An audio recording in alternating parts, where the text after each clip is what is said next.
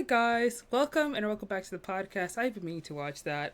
I'm your host Monica. We're back again with a new week, new topic, new guests we could do every single week. We've been on a bit of a hiatus for the past couple months, guys, but you know what? We're back. We're back with a returning guest. So guest, why don't you go ahead and introduce yourself to the people? Cam Sully here from the JURS podcast, and it was great being on here last time with you just because we got into so many deep cuts where it was just like, whoa, I had no idea Yeah, anyone had an audience for this. we talked about Gina Everything. Prince Bywood, right? That, and then we went into rabbit hole on like Yeah. sitcoms and changing media and streaming, and I couldn't believe it. Yeah, that was a fun time, and I'm excited to come back on and talk with you about Midnight Mass, which is what we're talking about today, guys. It's a Mike Flanagan series on Netflix. It's a little different from his other series like Haunting of Hill House, Haunting of Bly Manor, and he's made a lot of other series on Netflix, and he's going on to make a lot of other great things on Amazon Prime, and he has a film that's supposed to come out I think by the end of this year. But before we dive into Midnight Mass, we're going to start with our first segment, which is Media Mania. Where we talk about movies, new releases, and entertainment news that has been kind of in the zeitgeist that is, interesting and kind of piqued our interest.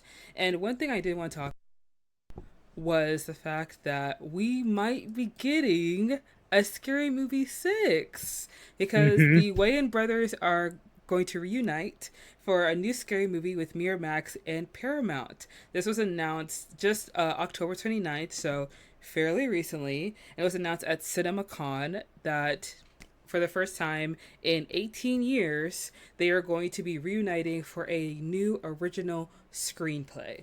So a lot of people are Mm-hmm. very excited for it, as am I, because I watched the scary movie franchise when I was too young to be watching that. And obviously too young to be watching any kind of horror movies at all. And those movies are very iconic. They're hilarious. They're a lot of fun. And the Wayans brothers, of course, are like creative geniuses. So I'm definitely excited to see what it's going to look like when it's going to like be releasing. There's no release date. There's no real talks about like casting yet or like the script, but it's going to happen. So we're all excited about that. What are your thoughts, Cam? I don't think they can go wrong at this point. I mean, I kind of dig how that's kind of the new format is like bring something back that many people were talking about and it was popular in the late 90s, early 2000s. And that's kind of where the market is right now. And people tend to shut up if it's the same crew, as Yeah. last time. So they're just like, okay. Yeah, I know that Anna Faris said that she would like to return. All she needs is like to get paid, obviously, and she also wants she would like Regina Hall to return as well, which I have to Mm. like agree. I think Regina Hall, obviously, like if you've watched Scary Movie, you remember like Regina Hall's performance and the fact that her performance constantly gets memed all over the internet, and like every single time Halloween comes around, that one video of her screaming in the theater, that one clip always circulates. So Yeah. it's clear that like she has to return. So I Mhm. would love to see her come back for the movie as well. Sure. Go for it. Yeah. And I'm just excited for anything the Wayans brothers are going to make because I watched the Wayans brothers a lot growing up. I watched their sitcom. I watched a lot of their movies.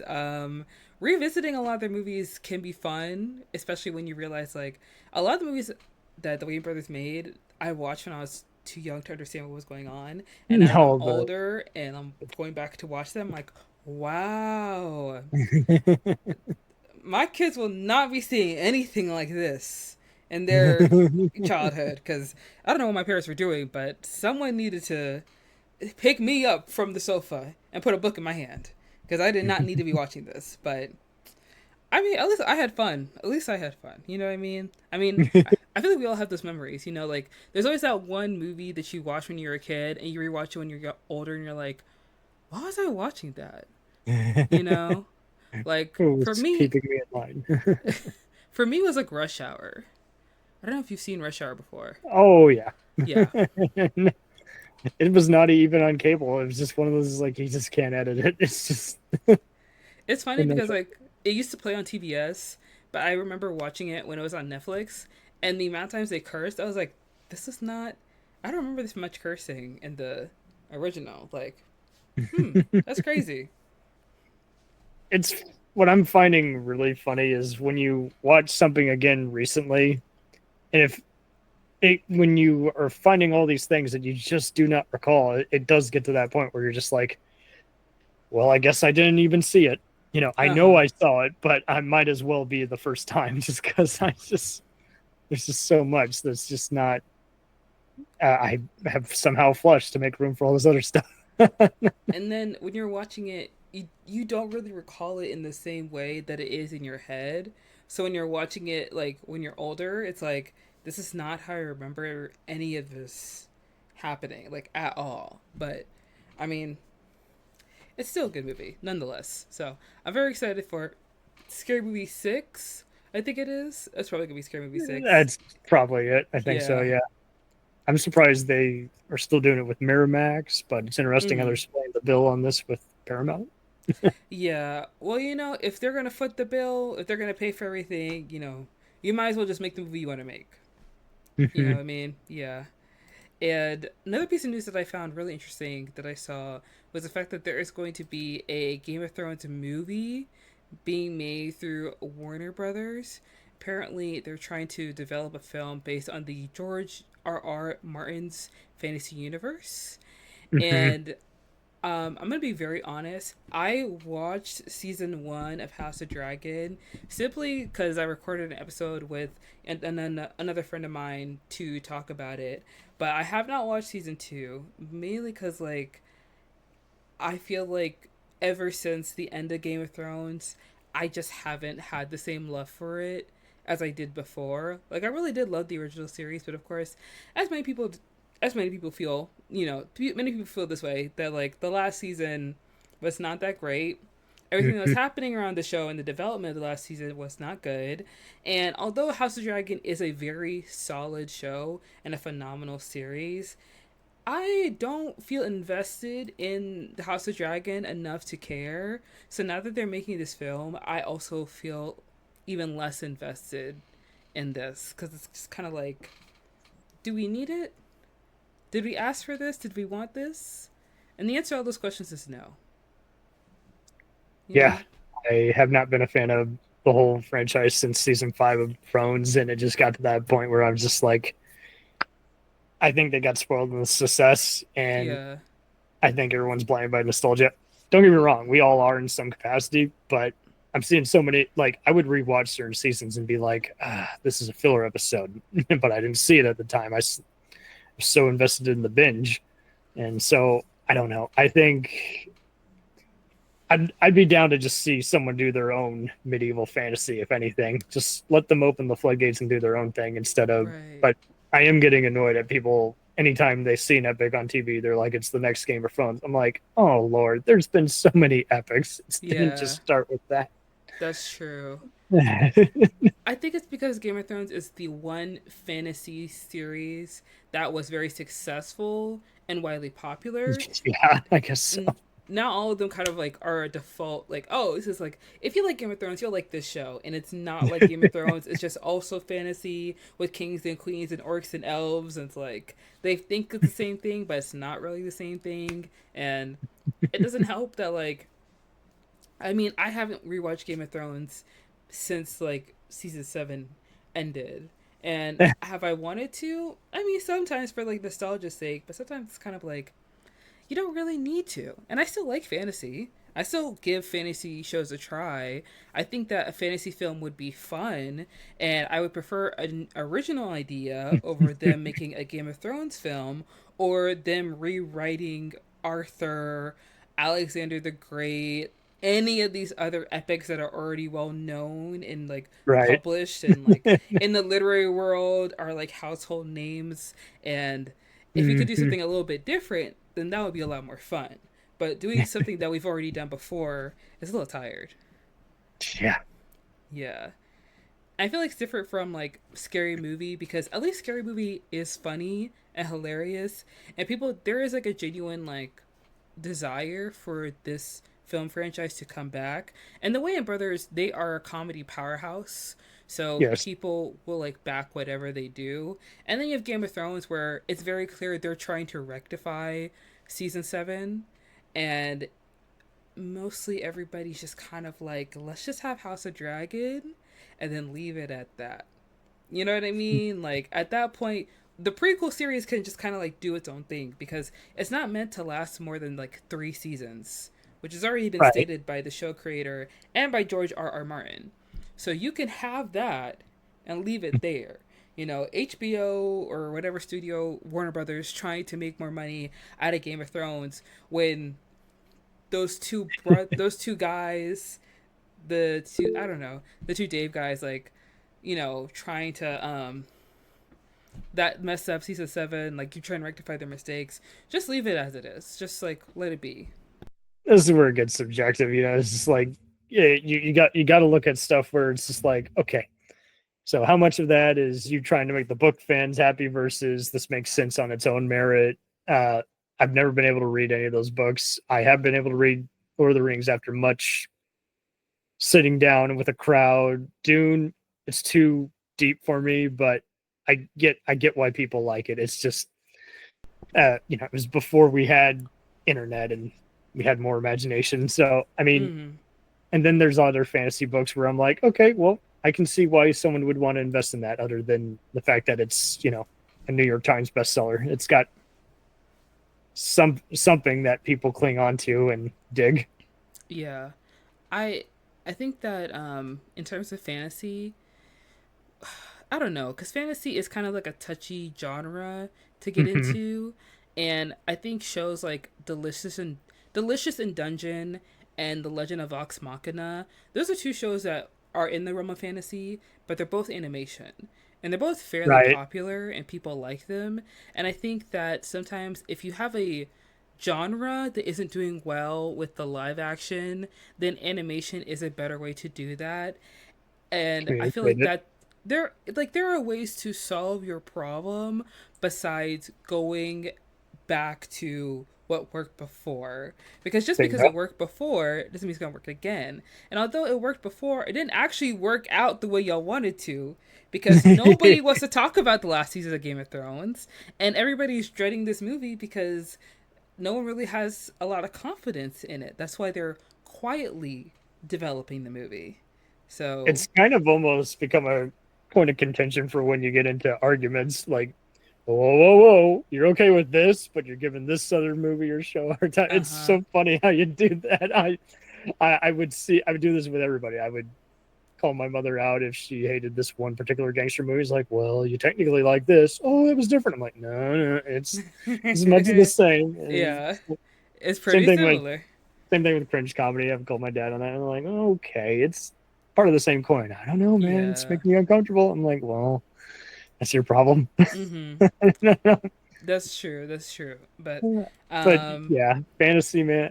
I I don't know where you really go because like I don't know how much of it is spending time on the effects versus production mm, versus suspension of disbelief.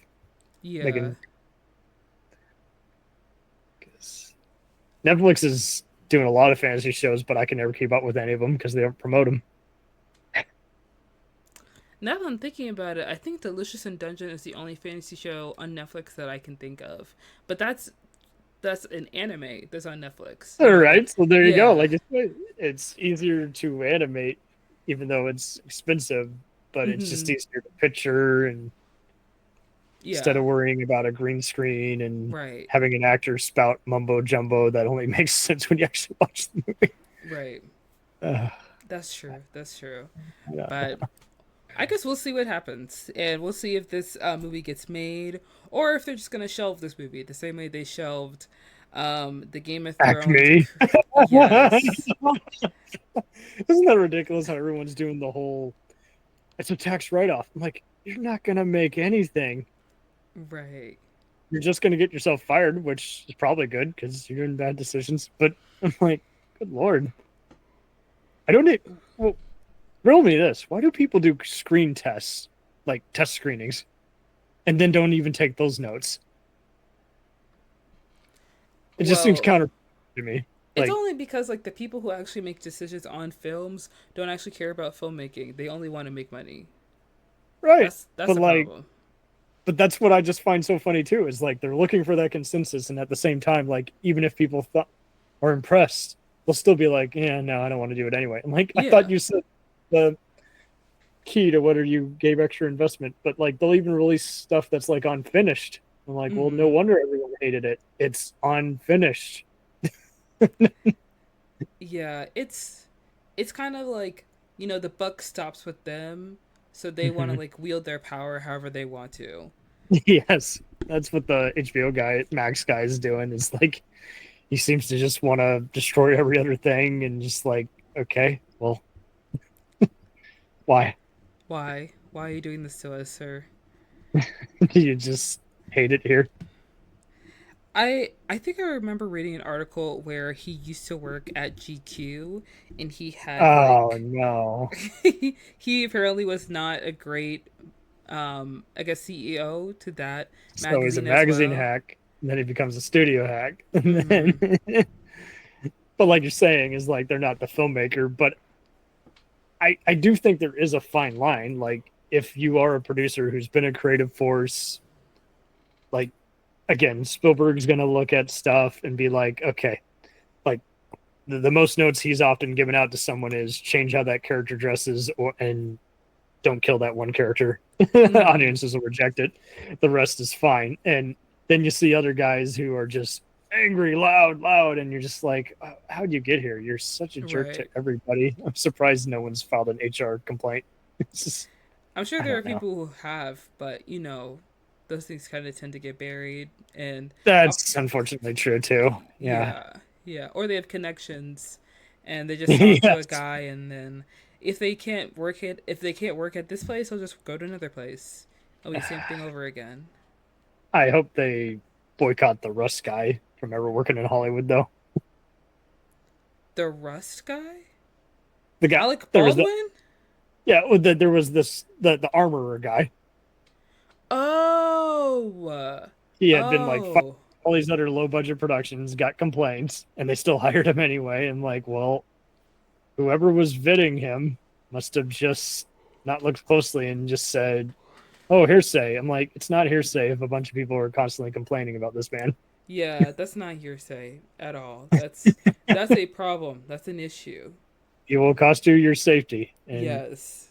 it got into Especially even so many other ridiculous, just political discussions. It's like I don't care who shot the person; they didn't mean to kill anybody. But hmm if that person had checked the prop, it's just, uh, I don't yeah. know.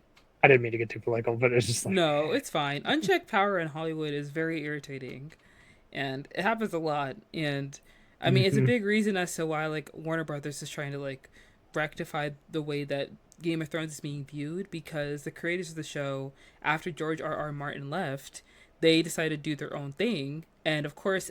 They're the writers, they're the creators, and the actors are just kind of like having to deal with it because they work there. They just work there. And so when you don't have anybody who puts these people in check, they cost you money in the end of the day, but they still keep giving these people jobs because like they don't actually want to like hold anyone accountable because they're all buddies and they're all pals and it's a boys club and blah blah blah all that stuff. It's BS.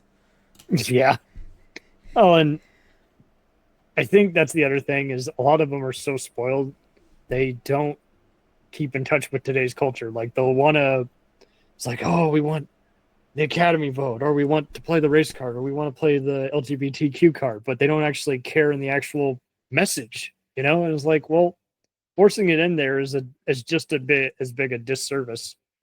Like you should actually care about the positive cause, if there is one, in a movie, you know, and make sure it jibes, it's being told well, it's not whitewashed, it's not, half-assed. Just and you see it so often. It's like that actor's not that race that you're claiming them to be. It's like they're not that, or they can't do that. They're good for investment, but they can't do this kind of role. You need someone who's better at it.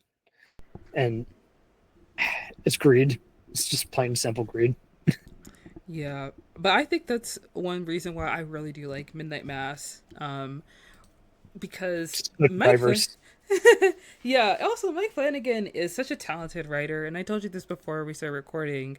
He's such a Yes. talented writer where he really knows what kind of story he wants to tell and how to Mm-hmm. tell it. And I think one of my favorite things, obviously, is like Raul Coley's character being like the Muslim sheriff, where like his religious identity isn't the crux of his character or isn't the whole thing about his character. But not only that, but the way that the show effortlessly blends different people and different opinions in such, a seamless way that it kind of breaks out of the small town trope where everyone's kind of the same and kind of thinks the same way, because that is an unlikely thing to happen in an actual small town, because people are individuals and they're not a monolith, and they all have their own like, standards and like their own like beliefs. Even if they have the same belief systems, people have different opinions about certain things. And I think a lot of times, there are certain, I guess, filmmakers that are okay with just kind of like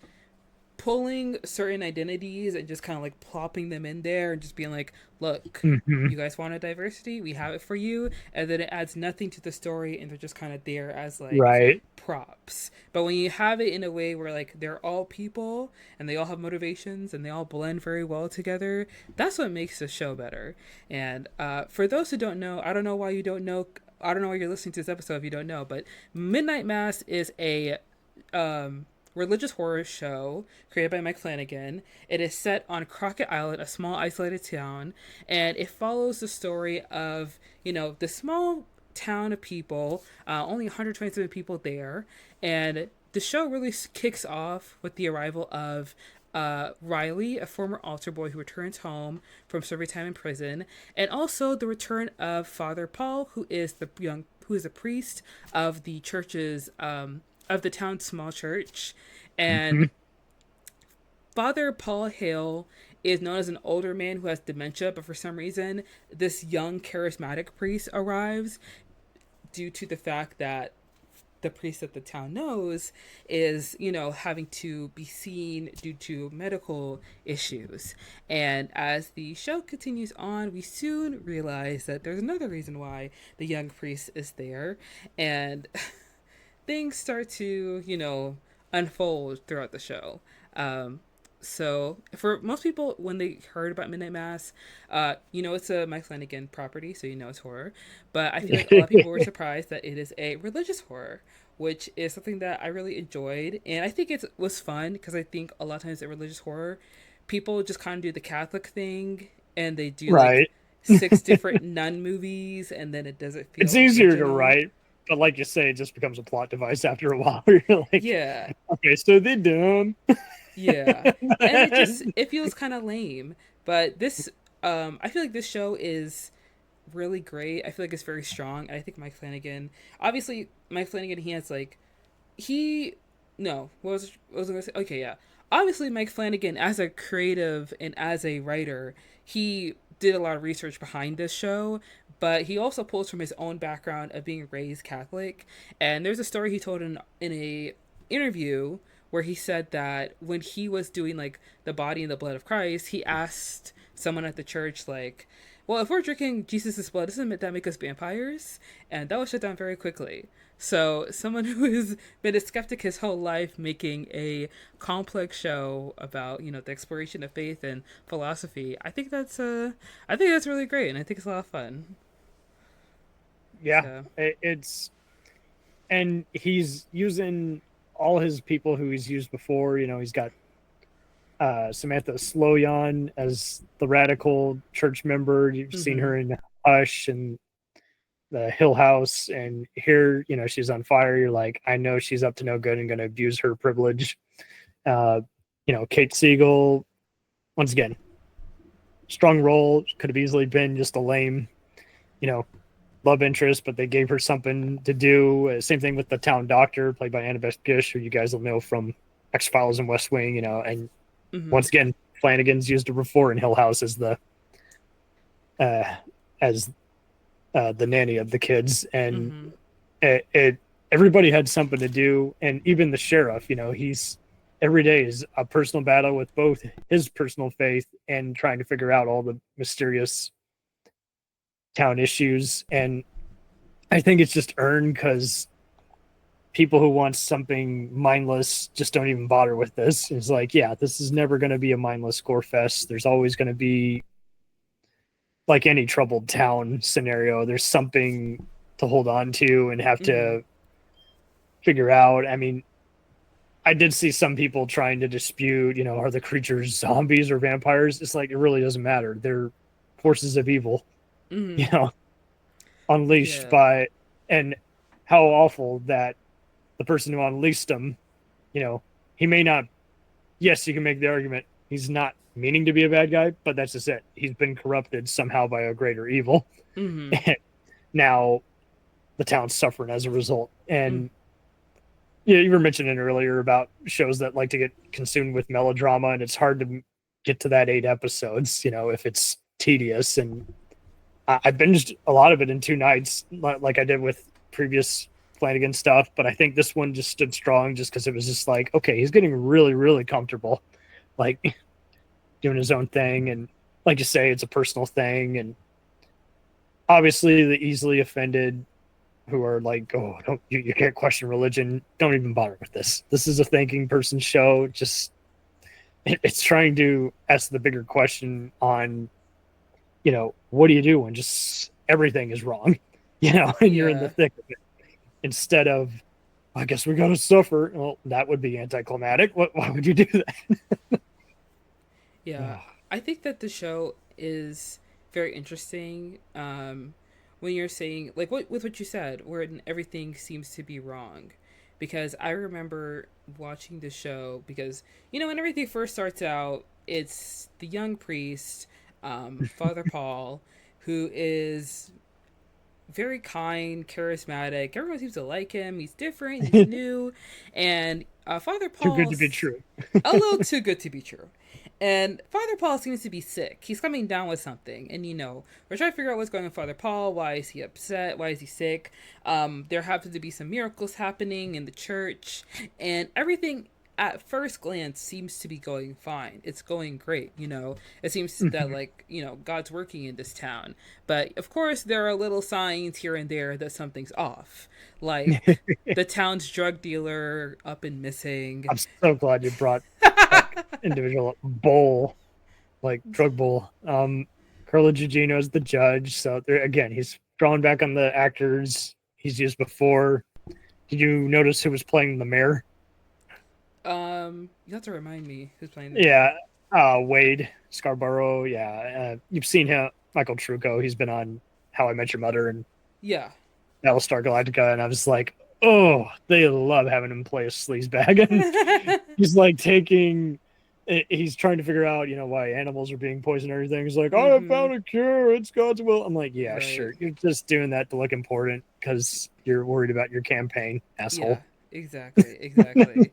And then eventually, as we're watching the show, of course it's a mystery. We're trying to figure out what's going on. The show does reveal to us that like Father Paul is not that different from the elderly priest that the town knows, because he is one and the same. Because when he went to go on his pilgrimage, which by the way, if you have a religious leader in your congregation who is deteriorating mentally, the one place you don't send them to is a place that's full of desert. Like, don't send them Yeah, to I don't Jerusalem. recommend that ever. No. Don't Nothing do good that. happens in a desert. There's a reason it's a No. desert for wild Right. animals. Did you So, notice who was playing Riley's mom? who? Kristen Lehman. She's totally unrecognizable here. They made her all brunette here. She's like, Mm-hmm. I forgive you, son. You're welcome back here anytime. And you look her up, and she's been in everything. One of many Canadian actors in this production. You've seen her in the Poltergeist show, Outer Mm-hmm. Limits. Funny enough, I think she does hold. I did see someone on Reddit mention that on an X Files episode she appears on, she's coincidentally holding up a book that is actually referenced here on the show. So Yeah, I just love it when just fiction just unintentionally references each other. But yeah, you've seen her on Altered Carbon, The Killing, and a bunch of other mystery and horror shows. I love it when you're watching a show and you see like an actor and actress and you're just like, I know you from somewhere. Like you can kind of like pinpoint where they're from. And that's the thing I like about Mike Flanagan is that he uses actors like over and over again, which is why I was excited. I was very excited when Raul Coley was casted in this because I was like, please It's let the him right let it's him the show up right kind again. of repetition though, because like Yeah. you see so many others where you're like, okay, but they can play this role in their sleep. That's not much of an ass. And then there's others where it's like, yeah, if there's anyone I trust how you're going to use them, it's you. Mm-hmm. You got in a performance that no one knew was there before, so this is going to be a good collaboration. He's always going to have Henry Thomas in here. He's always going to have all these other guys. I already mentioned Carla, but Yeah. uh, like you said with the sheriff, like Mm-hmm.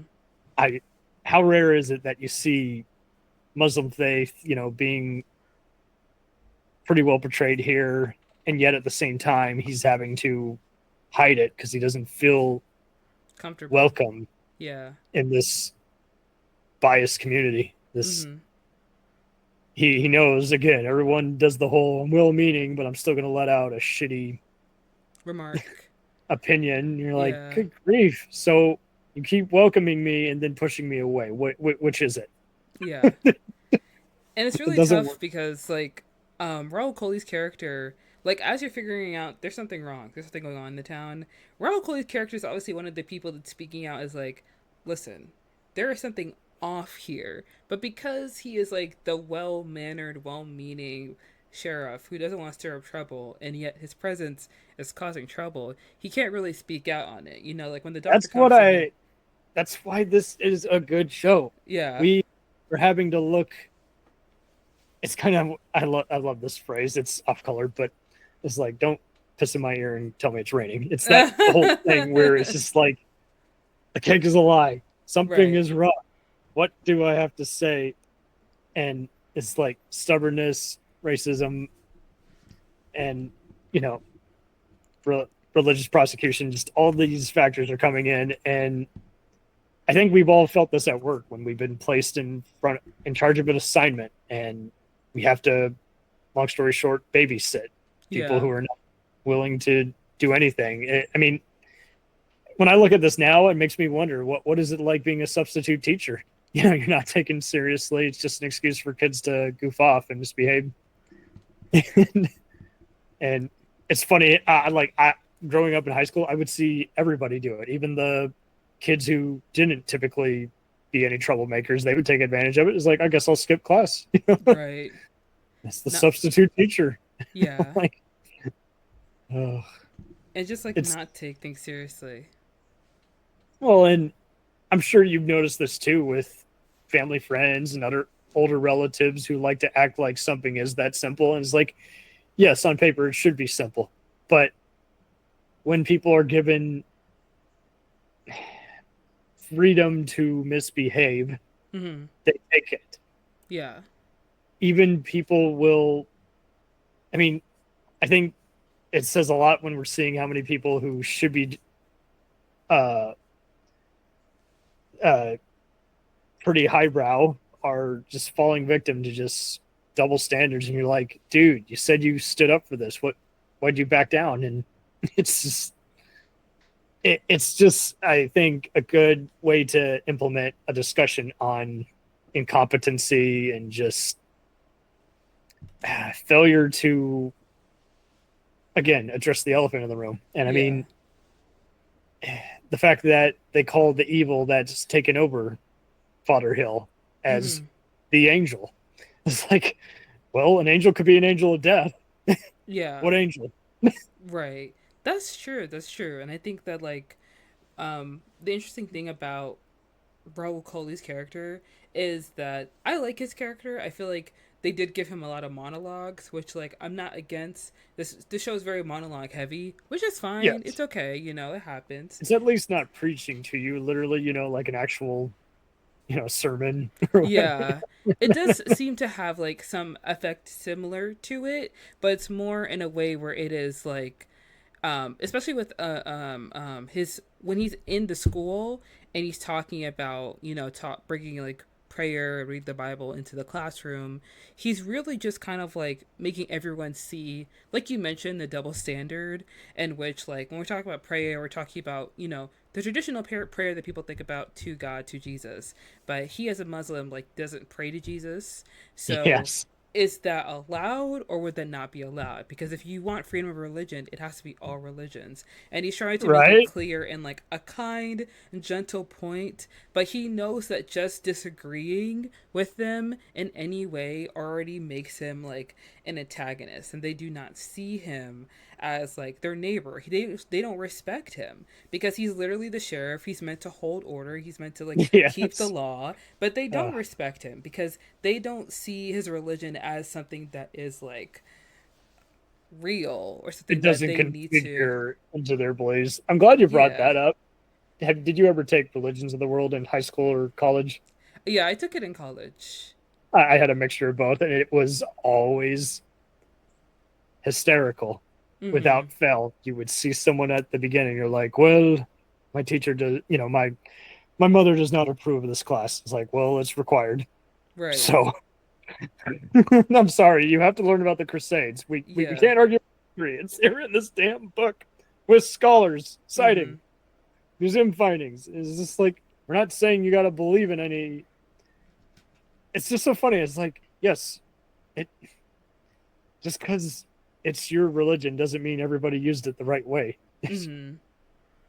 Yeah, because people manipulate belief. So you see that in the show, as like things start to get a little, a little strange, a little off kilter. We soon realize that Father Paul is young again because, like we mentioned before, he met the angel or that creature in a cave in the middle of the desert. And in my mind, I feel like that angel or creature was in a tomb because I don't think that that Like thing was the meant to be. Exorcist or Mummy kind of. I don't know if it's like Exorcist or Mummy, but in my mind, I feel like it's like they were not supposed to leave. Like No, that thing was it's an supposed to ancient evil. was meant to stay right there. And a lot of people, of course, like go back and forth on like what exactly is that creature, and I feel like we can distinguish it later. But in thinking about crap, what was I just saying? The And the creature. ancient evil that he finds in the desert. Yeah, it's Yeah, when he finds in the desert. It's very. No, I was trying to bring it back to a different point. Crap. What was I talking about? It was something that you had mentioned. You had talked about. religions of the world classes. Yes. Okay. So, religions of the world, different beliefs, manipulating beliefs.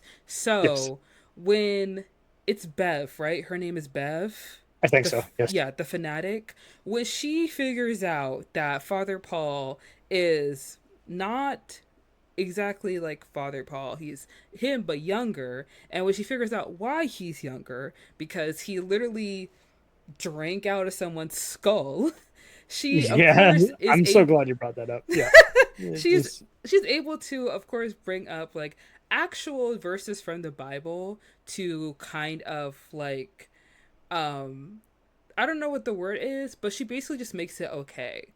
Like she explains it away with verses from the Bible. And it's strange because like me, I'm a Christian. So when she's telling the verses, I'm like, is that Deuteronomy? And I'm like, wait a minute, hold on. I'm like, girl, we cannot do this. Like this is actually like crazy. And I'm sitting here listening and I'm just like, no, Bev, no, this is not the reaction you're supposed to be having. But then I bad, have to Bev, bad. remember she literally killed a dog earlier. So it's like, Oh yeah, she's not all the way there, so we but cannot count see, on her to be the moral again, like center. in the wrong hands, this could easily be an unpleasant, exploitation movie, or Yeah. film only noteworthy for shocking deaths but being tasteless. And it's like, no, it's I think Flanagan gets you into it. It's the right kind of slow burn, and then as he's done before, especially with Hill House and with this, he's just showing how all the bad apples in the room, how they're becoming even more insecure as they go on, and you're just waiting for, okay, who's gonna abuse their power first, who's Mm-hmm. gonna force their belief on someone, but they say this, but they really mean this. because they want someone to jump on a baseless cause. Mm-hmm. And it is interesting how it's like, okay, so who's going to push the priest out of the town first versus who's going to jump on his bandwagon. And it does make you wonder how aware, with the evil that's possessed him, how aware is he when he's shouting this out versus this is the possessed version of him. It's opening up all these questions because we like how deep it's opening the well versus it's just shocking us and we're like, okay, it's got my attention, but I don't know if they know what they have. It's never to that point where you feel like they're just making it up as they go along. Yeah, no, nothing like that. Yeah. It seems that everything is very intentional, and I do like what you bring up. Like, does the preacher know that like what he's doing is wrong? And it's clear to me that like obviously the creature was feeding on the man, and when he like was muttering in the cave like, oh, angel, angel, angel, because like in the Bible, yes, there are different descriptions of like Yes. what an angel looks like, and with the wings, does the thing look like an angel? I mean, kind of, but like not everything that has wings is an angel, and not Not every every angel is time. a good angel at that, you know? The same Mm-hmm. way that like not every voice in your head you have to listen to, because some of the Oh voices in your yeah. head are just like your doubts and they're liars. Like you need to chill. And so it's clear that the creature the creature knows what it's doing. And I feel like Oh yeah. there are some analysis where like people were just like, well, why is the creature going along with this? What's the creature getting out of it? It's like, well, free food, obviously, It's or got a an host. Think of it army. as Yeah, a tick. A tick exactly. latches onto you until you know, you scorch it off. It's a giant parasite. Look at freaking Hallbrand, also known as Sauron in this Lord of the Rings TV show. Everyone was doing shit like that. I'm like, that's just it. If you Mm-hmm. can keep getting away with it, what's to stop you from trying again until you're found out? Like you would think that'd be kind of a giveaway for anybody who Mm-hmm. especially looks at evil spirits in folklore and even stuff in today's world. And it's like, I guess everyone was asleep in class. It's just Yeah. people, if you give them permission to keep doing the worst thing in the world, they're going to keep doing it. And I think that like the father is probably falling into a sect of people where like they learned faith and they learned belief, but they didn't learn how to like question things that were presented to them. Discretion. Yes, discernment, like understanding that not everything that comes your way and tries to act like it's meant to help you or serve you is truly trying to serve you. Because obviously, Mm-hmm. the father is like, oh, I'm in this young body. I have mental clarity again. You know, I I like know dancing again. everything. Right. No, So no, he's getting no. everything Hold he on. wants. So of course he's willing to make this exchange with the angel, because if something is giving him what he wants, obviously it must be good and it must be his friend. You know what I mean? And so when the Yeah. angel appears and gives him like the blood to drink in the rec center in the rec room, he is just kind of like doing the same thing Bev did, just desperately trying to act like everything's okay, everything's fine, nothing's wrong. I'm gonna get someone Right. else. If I can convince someone else to see that everything's okay and nothing's wrong, then guess what? I'm not crazy. I'm fine. And when Riley is fully just like, no, no, this is no. Like, I haven't been to church in years, but even I know that this is completely Something's asinine. up. Something is wrong here. There's something very wrong with this picture, and I don't know what that thing was that flew at me, but y'all have got it Riley's all twisted up. Riley's an ex-con who hasn't seen society in a while, and he's like, everything's too good to be true. It's Mm-hmm. just funny how. But I mean, he's another one who's like, everyone's like so prejudicial. They're like, oh, we don't want to trust the ex-con's word. Right. Because It's they're like, so oh, focused on someone who is like them and someone who is just good, who never had a but prayer. See what I mm, did there? yeah. It's just like, well, it, it's almost like when you don't discipline your dog. It's like, well, Mm-hmm. they're gonna keep barking or they're gonna keep attacking other animals or people until you tell them no, bad. It's not. It's not how we work here. It's and again, like they're so good at wrapping every story up. I never felt like anybody was just like getting two less or more Mm-hmm. screen time than the other. And I know that's a prop. Props to anybody who can do any kind of balancing act like that, because you will see some of it with some shows where you're like, oh, that character is good in small doses, like or I don't know if they know what to do with this character anymore. They're just kind of a good actor playing a whiny person. Is like, no, they.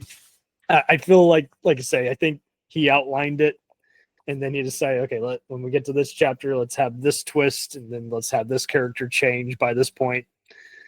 Instead, I mean, I don't know if you saw Lovecraft Country. We did a fun favorite moments special recently, and it was just like same kind of deal. It's like every character, this person is not going to be the same person by the end of this journey. Mm-hmm. It's not. I haven't had a chance to watch Lovecraft Country. It's been on my watch list for forever. But I do remember, I like now that we're talking about Riley a little bit, I can't stop thinking about the boat scene, Yeah. where it was interesting to me because I at first kind of thought like maybe Riley will give in. You know what I mean? Because like he's been in jail for a while. He wants a new lease of life. And if you get this new lease on life and you just have to like drink blood, like is it ideal? No. But you get to be young for a long time and you get all these other benefits. So like why wouldn't you take it? And Erin is instead so traumatized in that scene. She's I just like, I feel what the so bad hell? for her because like first she loses her baby, right? And a lot of people are like Oh, that's right. yeah, a lot of people Oh, are yeah. questioning like what happened with the baby. And like really the explanation is that the baby is really young and it's a fetus and like the blood can cure any kind of ailment that you have. The blood probably or the I don't know what the frick it is, the curse probably couldn't determine or couldn't really see that like it was a child. It just saw that something was feeding off of her.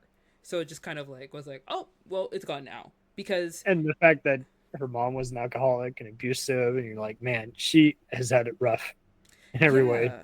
And she just wanted to have the baby to have a second chance and like to try again. And it sucks because like even when she went to a doctor in the mainland, the doctor was like, well, according to your hormone levels, you've never been pregnant. So I Mm-hmm. really don't know what to say to you here. And with Riley like deciding I'm not going to take this because even though it all seems good, it all looks good, there is something wrong. Like it's too good to be Yes. true. There's something bad. I'm not going to take this, even though this will feed some kind of part of me that will let me have a second chance with the girl that I want to be with. It's better for me to just, surrender this and not even like live with this curse, which is Mm-hmm. such a wild thing to see. And it's a stark contrast between like Bev, someone who's judging people, who's holier than thou, who can quote the Bible without even having to like think about it. But here's Yeah, just at the Riley, back of her an ex tongue. con who like just wanted to get clean and wanted to be better and was had this thing Mm-hmm. forced upon him. He So came back to his hometown, and it's like he should have left. He should have never come yeah. back. And Um, imagine like his parents like finally get to see him again and helping him get a new lease on life. And then one day he just disappears and he's gone. It's like how did yeah, that happen?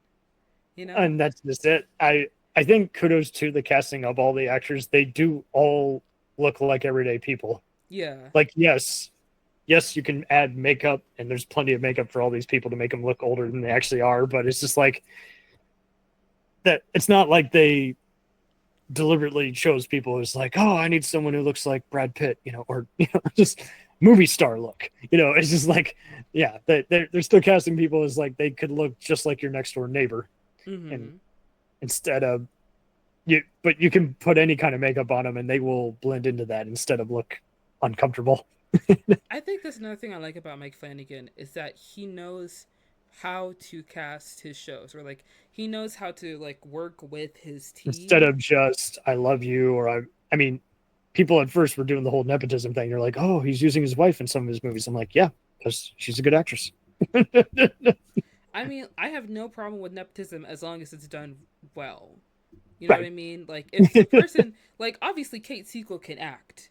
She's Yeah. a phenomenal actor. She's in all of his stuff, I believe. or like all the That's things so that far. yeah, so far I've seen her in everything that I've seen Mike Flanagan do. I've seen her in it, and she basically like carries most of the things he's created. And Hmm. the great thing about Mike Flanagan is that he only looks for people who like can carry the part, who can play the part well, and do it like exceptionally well without having to like rely on big names or rely on people who are attractive or rely on like stupid little You like were big in PR that one stunts. show, yeah, Yeah, 5 years ago. right. And this is going to be off topic, but like are when you are a director and you are tasked with creating something to present to the public and your cast does not reflect what we want to see, then you've basically failed as a director. Like with Yeah. Emerald Fennell, who is going to be directing an adaptation of Wuthering Heights. She casted I forgot that boy's name, Jacob Elordi as Heathcliff. And there's been a lot of back and forth about Heathcliff. Some people say that he's black. Some people say that he's Romani. I don't really know the distinction exactly, but in the books, he's not white. He just looks different, and he looks so different that people question like, who are his parents? Where is he from? What is his heritage? And because he looks so different from everybody else, it's a point of contention in the books that causes him trouble and causes him grief. And you look at Jacob Elordi, tall, Australian, handsome young man. There's nothing about him that would make him seem any different from anybody else that you see in Hollywood. So to cast Jacob Elordi as Heathcliff doesn't make sense. And you watch like Midnight Mass and you see the guy who's playing Riley, and he's just a guy. Like, if you watch Just Midnight again. Mass, you would recognize him in the street. Everyone else would just think he's just a guy. Because he looks like just a guy. And that's how you cast your shows. That's how you cast movies. You look for someone who can fit the part. You don't look for a big name.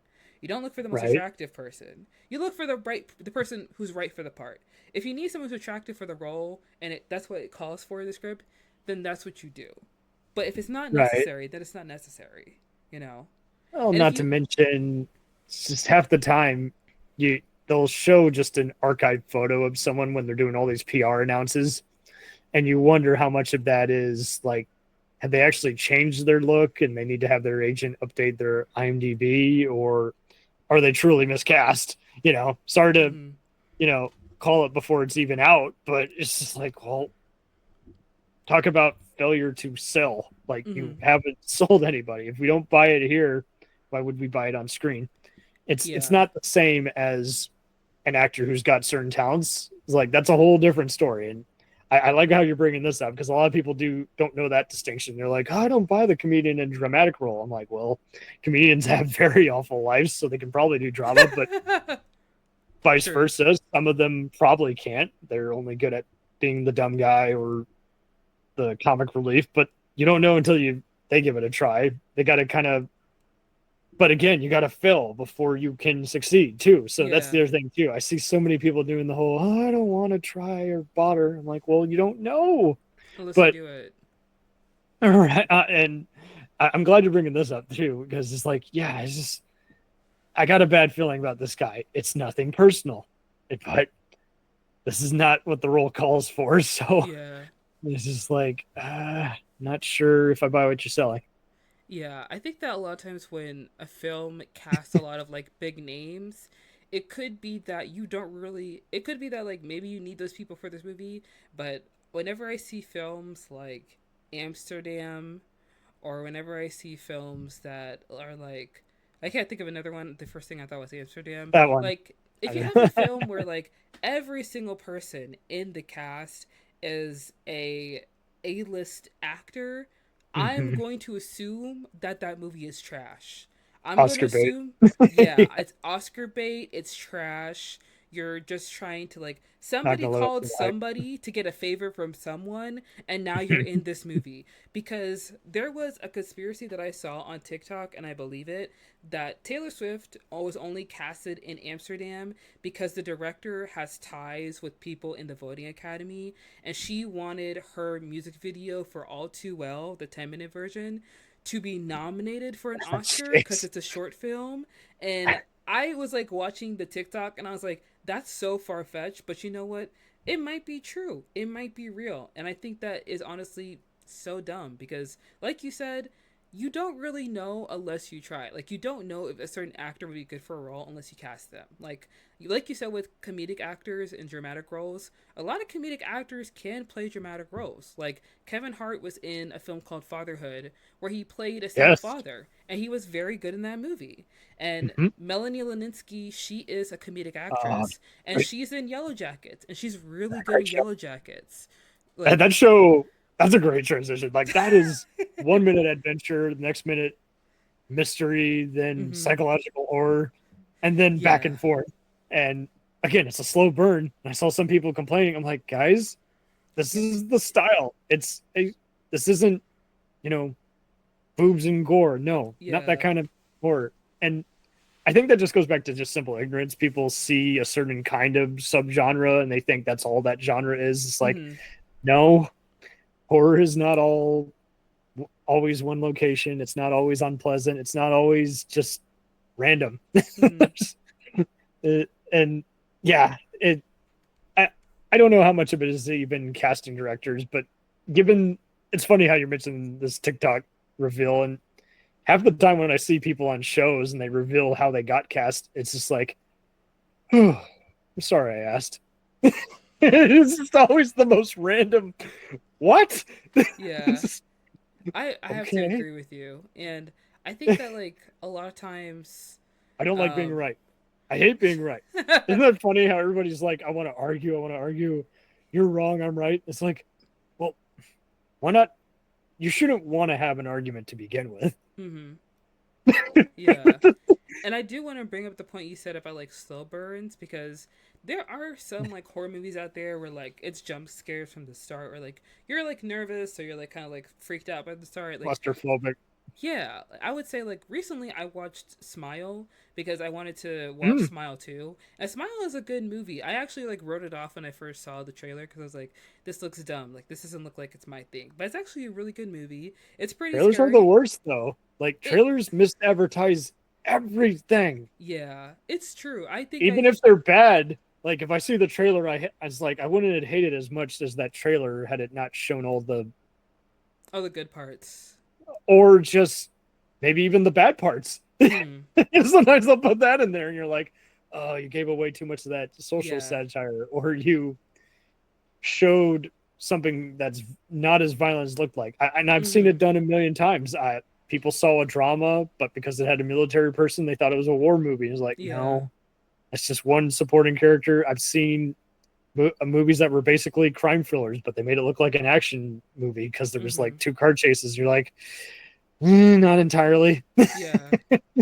Yeah. I think that like now that like trailers aren't that great at marketing films, I've stopped watching trailers for movies. Like honestly, I'll just read a review or if somebody recommends it to me, I'll just be like, "Okay, I'll give it a shot. I'll go watch it. I'll give it a try." And like with Smile, I probably should have just went in and watched the movie instead of watching the trailer because it actually turned out to be a good movie. And that movie actually starts off with a lot of action, with a lot of horror, and it's very intense. It's a lot of high energy horror throughout the whole thing. And it's like, it feels like a typical horror movie, but it's still good. And I think that people expect every horror film to be that way, where it's like high intensity and it's like having you on the Spokesman. edge.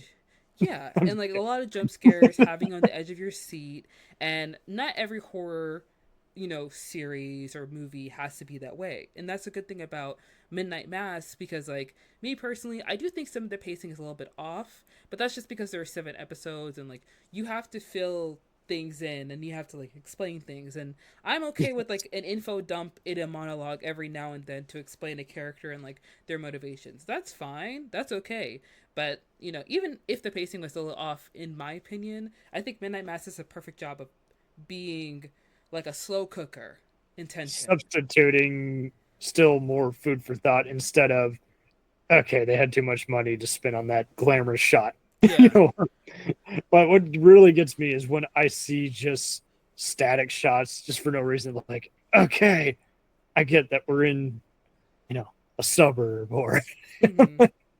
I, I don't show me too much that we could easily sum up in less than half a sentence. It's like, We and can, yeah, we kudos can to him. cut the B-roll.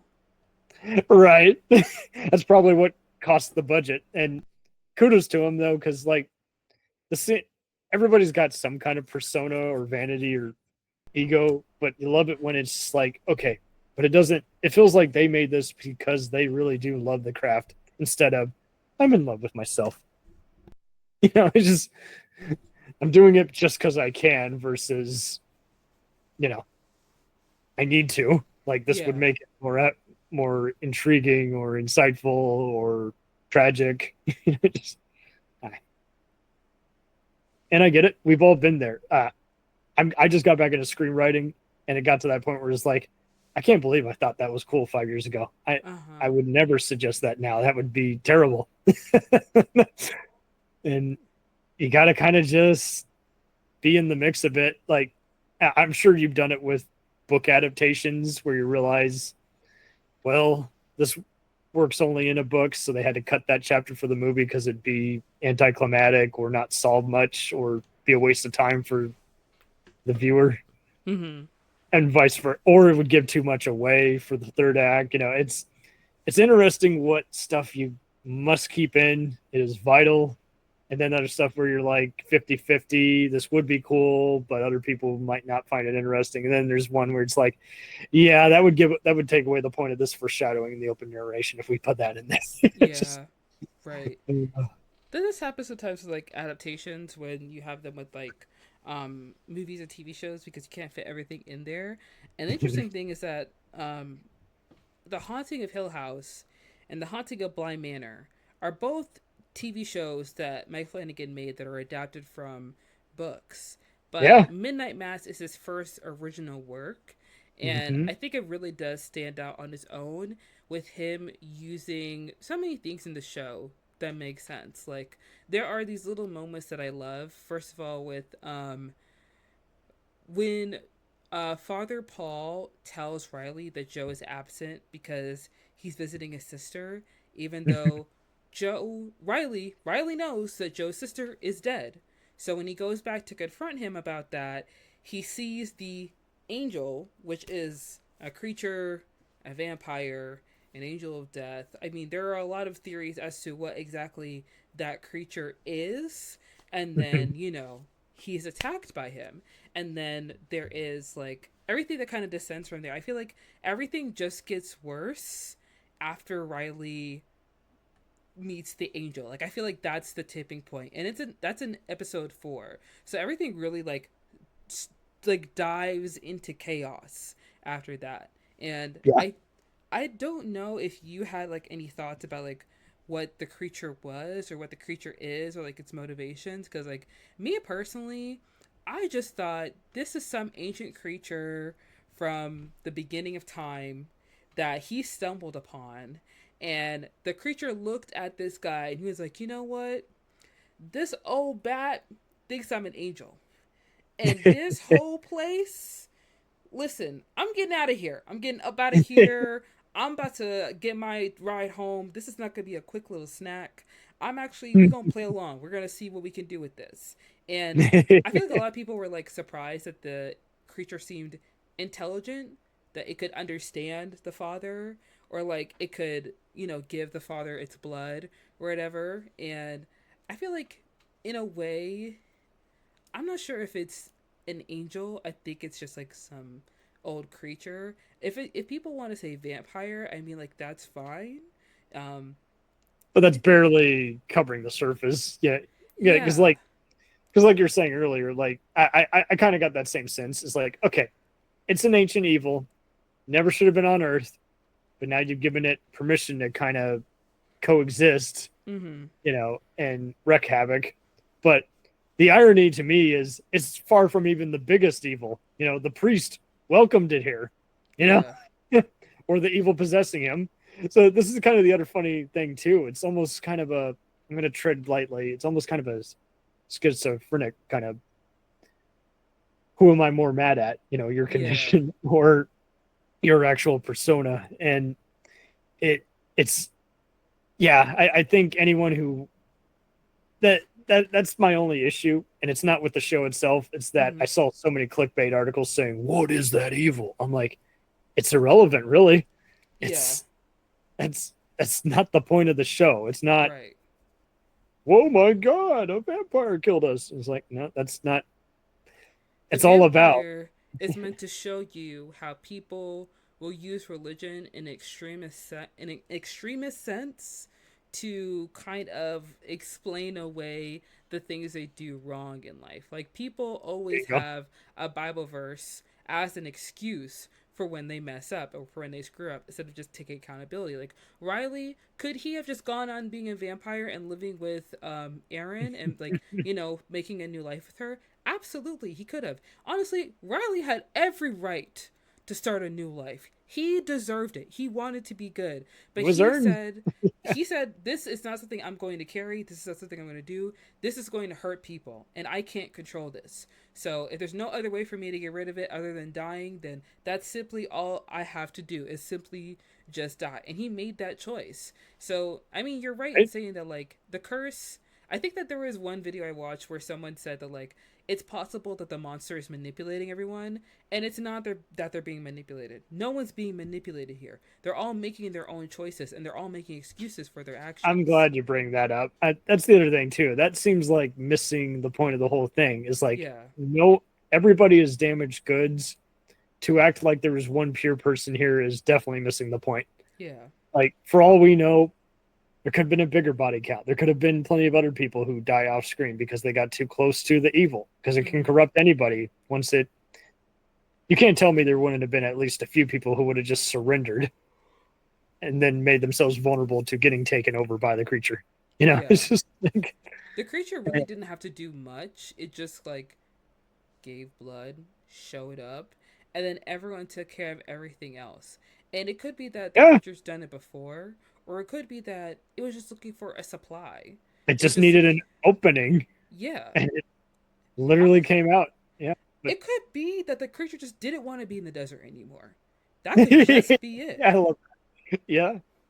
Because honestly, living in a tomb for however long it was living there, and then getting the Oh. chance to like be by the seaside, like Yeah. maybe that's all it wanted really. And it's not like you have to do much when you have Sister Bev making excuses at every single turn for what you're doing until she literally can't make up any more excuses, Yeah, you know? she's running out of BS to feed. Yes.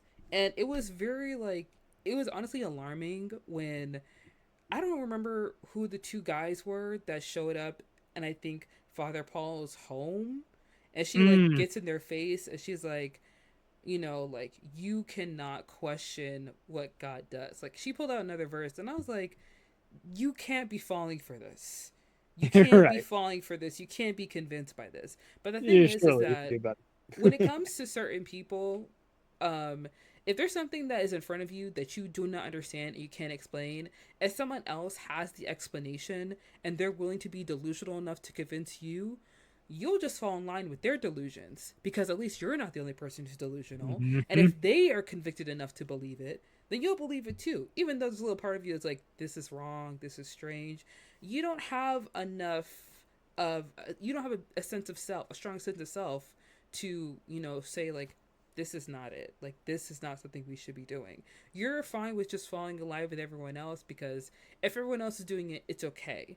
And if everyone else, gets screwed over, maybe I'll be able to just like, make it or something like Look at that. the look at the next time you look at the depressing news and see that there's a uh, just like an oil spill or somebody downplaying some other corporate disaster. And it's Mm-hmm. just like there's so many people who want to just sink with the ship, and you're just like, no, it's not working. Right. So time to abandon ship and hope you didn't wreck half the planet. It is interesting having to so many people want to, like you say, explain something away and just downplay it. It's like, Mm-hmm. I'm not mad at you. I'm mad at your suggestion because that Yeah. just doesn't solve it. That's someone else is going to suffer and it's going to become someone else's problem. It's going to, you know, uh, and this is the right kind of bleak show because, you know, any other filmmaker would have probably just wanted an even bleaker end, like, oh, it's going to go and destroy the rest of society. It's like, only if you go there. That'd be Mm-hmm. kind of a cop out if you just went there. It's like, it's going to just destroy the universe and then make you wonder why you even bothered watching this whole thing. And I Yeah. think that's the other thing, too, is like, this is a tragedy and implied this from the get go. We were along because we wanted to still understand how everyone functions Mm-hmm. with all the other, priests wrecking it for everybody. It because there's plenty of other movies and shows that can't handle that. That in a lesser hands, this would have been just sappy, and you would have been like, "Why do I want to keep watching? Nothing's happening and getting resolved." And this kind of made it clear from the get go. Is like, okay, this is not like any other show because it's focusing on it. Like everybody is going to be thrown through a loop, even the evildoers. We're going to find out not only why they're wrecking the town, but like how they're not themselves lately. There's Mm-hmm. something bigger afoot that was still a natural kind of suspense, and at the same time an atypical plot instead of just we're weird because we're weird, or we're And strange because. yeah, and I think that it's easier for people to kind of fall in line because so many good things are happening in the town where like it feels like they're having a religious revival, and Yes. like everyone's kind of going along with like having midnight mass, and doing things a little bit differently at the church, and they're not looking too closely Yes. because there's an older woman there who's turning younger. There's a young girl who can walk again. There are people who can, have mental clarity and don't need to use their glasses. Like, there are a number of reasons as to why they don't have to question anything because everything seems fine and everything seems good. And it's only people who really aren't like in the bubble and in the circle that are questioning what's going on. And of course, because they are not really a part of everything and they're not really like in the club, they are seen as jealous, or they're, just trying to like rain on your parade or something like that. Yeah. Like, you just don't understand it. You don't get it, Or it's you know? because they prayed. No, Mm-hmm. that doesn't have anything to do with anything. Right. Because when the doctor is looking at samples of blood and they suddenly combust into flames whenever they are in direct sunlight, something's wrong. People start going missing. Obviously, something is wrong. And with the sheriff, trying to talk to his son about prayer and things like that, I can understand, like, it's hard to, fit in at school when you're different. And it's hard enough that he's like one of the only brown kids there, but he's also Yeah. Muslim. And of course, like, he wants to be like the other kids. He wants to learn about other faiths. And I can understand why Raul Coley's character, that's like the sheriff, he's a little hesitant because he doesn't want his son to be like pressured into believing something different, because there's nothing wrong with his faith. He would be, and I understand like Raul Coley's character, the sheriff, like makes it clear that like it's fine if you want to explore other faiths, but it feels like you're doing this because you feel pressured and you don't want to stand out and you don't want to be different and you just want to fit in with your group. And I'm just letting you know there's nothing wrong with our faith. There's something Yeah. different about our faith from theirs, not really, when you look at it. And it's so heartbreaking when you see what happens to the his son, the young boy, because like when we really get to that point when they're in the church and everything kind of like comes to a head, I can't, when I tell you that when that angel came through the door and the eyes were glowing, that's, I literally screamed. I actually like lost Mm. I actually like lost myself when that happened. And then the That was wings sad. opened and I was like, "Oh, oh, this is," and in your head you're like, "Now this is the point where everyone realizes something is wrong. This is the point where we realize we've gone too far." But then again, the Father Paul is like, "It's an angel. It's the angel. He has been bringing us these miracles. An angel has blessed our You're like, town." shut And then up. it's Yeah. like, that's not an angel. I'd never seen an angel before. I don't know what an angel looks like, but that's not it. I know that in the Bible it says angels have eyes all over their bodies and like all that stuff, but like it looks more like a fallen angel than an angel. Like, you can't tell me Right? Gabriel or Michael looks like this guy right here. Like, I refuse to believe it. Absolutely. It's just like, okay. Tell me you don't know what angels are without telling me you don't. Yeah. But it also plays into the fact that this town is like so infatuated and they're just kind of delusional due to all the Mhm. miracles. They're just willing to kind of go along with it because if you don't go along with everyone else is doing, then you're not like you're kind of like out on your own. You're like SOL, and they don't want to have to deal with that. And it's interesting to see like not only the obviously the people who don't go to church, like the doctor who is a lesbian, the sheriff who is Muslim, but also like the kids. Because the funny thing is that in the Christian faith, Christians are told to be like children. You know, like Yeah. Jesus tells Christians to be like children, you know, believing and having hearts open to faith and to hope. And to have like the young teenagers not subscribe to like what's going on should really stick out to you that something really is wrong here. Because if you have young people that are meant to be easily manipulated and easily pressured into things, and like you have three of them that are like, no, no. Actually, I'm not gonna do Hmm. this. That's when it should let you know that like the group of people you're meant to imitate in your faith don't even want to participate in whatever it is y'all got going on. Means y'all should not be doing what y'all are doing. It's Yeah. not right. How many more mistakes should we make before I just tell you? Let's not and say we did. Yeah, it's I'm not gonna lie. Like the last episode is truly like the crazy. It's probably one of the craziest episodes of TV I've ever watched because it's just full out on war. You know, Hmm. you're sitting there watching for an hour, like, what's going to happen? And whenever I watch horror movies, I always go in with no expectations. Or like a Hmm. horror show, I go in with no expectations. I'm not making any assumptions. I'm just going to watch. But there gets to a certain point when you realize how, like, oh, we're all going to die here. We're gonna die. Yeah, like no one's getting out of this under like we're all screwed. And I really did think that. Luckily, Lisa and Warren got out okay, but like I think it was at the point where what was it? Oh yeah, when Bev tells the congregation to like burn everything down, that's when I realized like yeah, it's over. It's over for us. And then when the angel holds down Aaron, I'm like, "Oh yeah, it's And it's done." earned. You don't feel like a character's just doing it because the movie now demands it. It's like, no, Mhm. they have actually gotten to that point in their Mhm. lives where now whatever this is, they don't condone it. They aren't with it. They're you can tell them it's whatever they used to believe in. They're like, whatever this is, that's not it. I refuse to accept this. And it's not a sacred ground anymore. I can question it.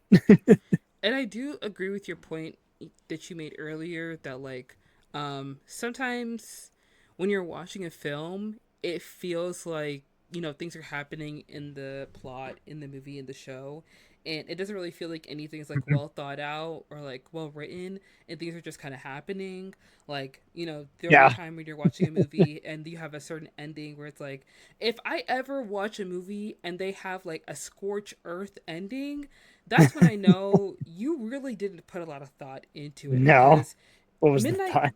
yeah, like midnight mass, you could very easily do this is a scorch earth ending.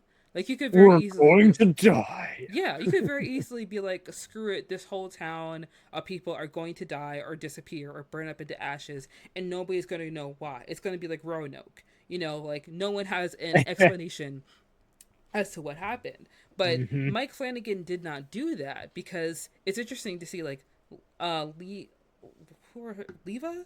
I think Leva and I Warren, think it's Leva. Yeah. yeah, Lisa and Warren, they are Please. able to avoid the carnage, but they're the first two people that you kind of like focus in on at the beginning of the show because they seem to be the ones with the most devout faith and they're the youngest. And it's Yeah. nice to see like the two most hopeful people in the show make it out alive. And you really have to put your thinking cap on because when you're writing a show as complex as like talking about religious extremism, talking about small You town don't want the politics. crappy ending and you don't want Yeah. the happy ending. You Uh don't huh. want to just feel like it was last minute. And kudos to him for they like what he's doing, so they leave him alone. And he's not the kind of guy who's just worried about overspending as much as he is. Does it make sense? Mm-hmm. Yeah, just and I'm sure this didn't happen overnight. I'm sure everybody had to just really think this out real fast. It's like how are we going to stage this? How are we going to film this?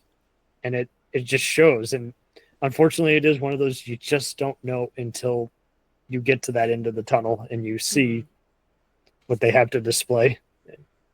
I also like that Mike Flanagan is the kind of writer where like he doesn't show the actors the full script, but that's fine because they trust Oh, him really? as a I didn't. creative. I didn't know, but that makes sense I because think that the lead actor who plays Father Paul, he knew what was going to happen at the end, but everyone else they didn't really know. I mean, kudos to him because like I see so many times where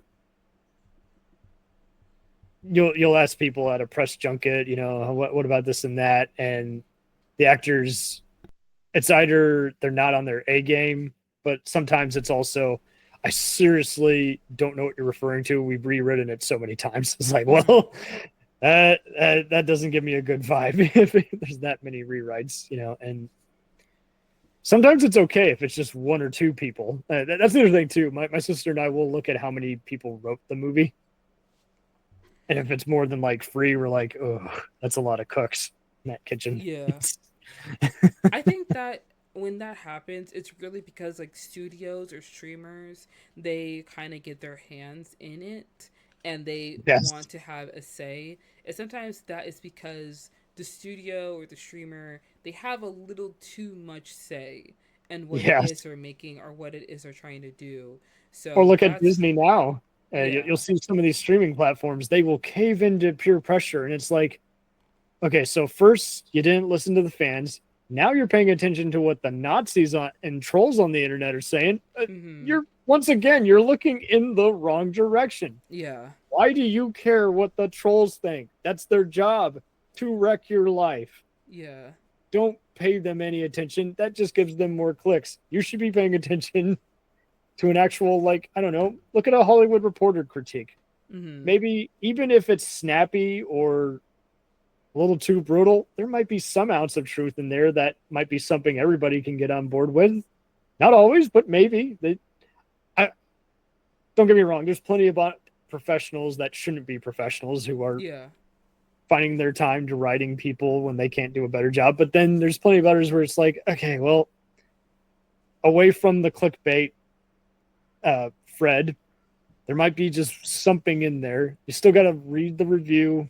It's like, okay, so they missed the point of the movie, but maybe they did have an ounce of truth of what made them not open to perceiving the reality you displayed on screen.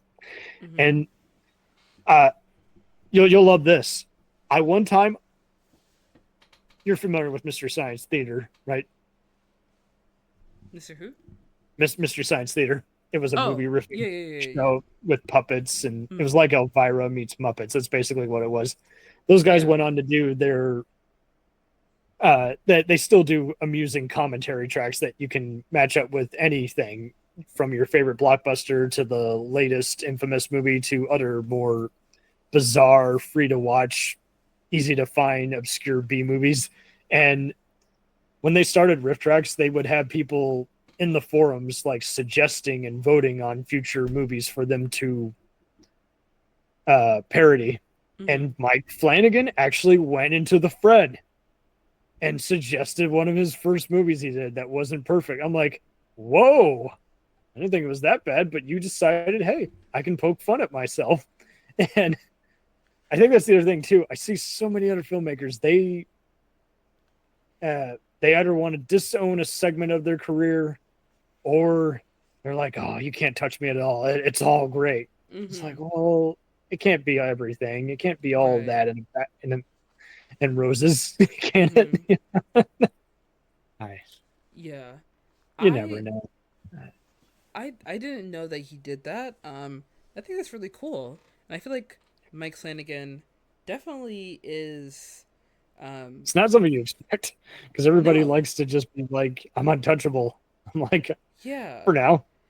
And that happens a lot. It even happens with like Netflix movies because I remember when Yes. the film came out called Tall Girl, a lot of people were reviewing it on YouTube, and the I don't know if it was the director or the writer, but someone who was like on the top of the call sheet in terms of the production of the film was copywriting a lot of the no, it wasn't Tall Girl, it was Swiped. It was that movie Swiped Spiked. with Noah I might have Centineo. heard of it. You Oh, wow. don't need to like look into it or anything, but Yeah. any review that's been made about that has been taken down from YouTube. Like there are people who keep re-uploading Drew Gooden's review of that movie all the time because he was forced to take it down. It's also happened with like even bigger directors. Like there's a director, her name is Ama Asante, and she usually directs historical romance films, but they're always interracial and it's always like oppressor and oppressed, and it's never good. I've seen maybe like two of her films. One, she only has one really good film, but they're never really like anything you need to write home about. And she did one movie. Gotcha. It's called Where Hands Touch, and it stars Amanda Stenberg, and it stars another guy. I forget the actor's name, but he was also in, I believe, 1917 or Dunkirk. He was in one of those movies. And Where Hands Touch Oh, is a wait. film where Amanda Stenberg is a young biracial German girl, I and she love has a Amanda. white mom, a white brother, and her dad is black, but her dad is gone, like out of the picture. And it takes place in Poland in 1941, essentially, and she falls in love with a young Nazi youth.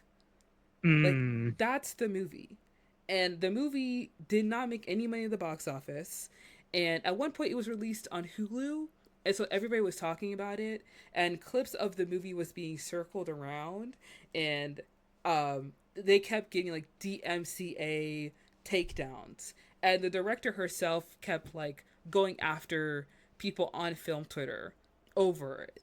And you see things like that, and it's kind of like, I understand you're sensitive about your work, you created something. However, people have a right to their opinion, and if it's not in malice, and if it's not threatening you, then you should allow people to voice their complaints. Because just Mhm. because people do not agree with you doesn't mean they're after you. And no one is after Ama Asante.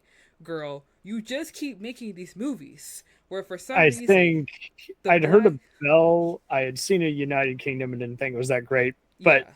I think having worked for the likes of Ryan Murphy and some of the others, I think that's the other problem too. They think, well, I'm impervious to this. Oh, you can't Mm-hmm. question me, and I want that Emmy win. I'm like, well, if you treat people like crap, it doesn't matter, and It's you're funny only that as you good as bring your up last Ryan movie. Murphy with people like not being happy about Dahmer. I hear And he's terrible to work with. What's her yeah. name? Elodie Keene, who you want a throwback? She started off as an editor on classic shows like Saint Elsewhere, then Mm-hmm. became a head producer and director. She was like one of the first female directors on TV in the 80s. So she did a lot of underrated TV movies and other shows like LA Law and what have you. Still working today. She's done plenty of the Dick Wolf FBI shows, but I saw her interview on like the Directors Guild side, and she talked about how Ryan would often leave her out in the cold, and she for a while would go months saying, "Did I do a bad job?" And then she'd run into him at like a random conference and be like, "Oh, that's right, you work for me. I'll hire you." I'm like, douchebag. You don't Mm-hmm. know your own people. Yeah.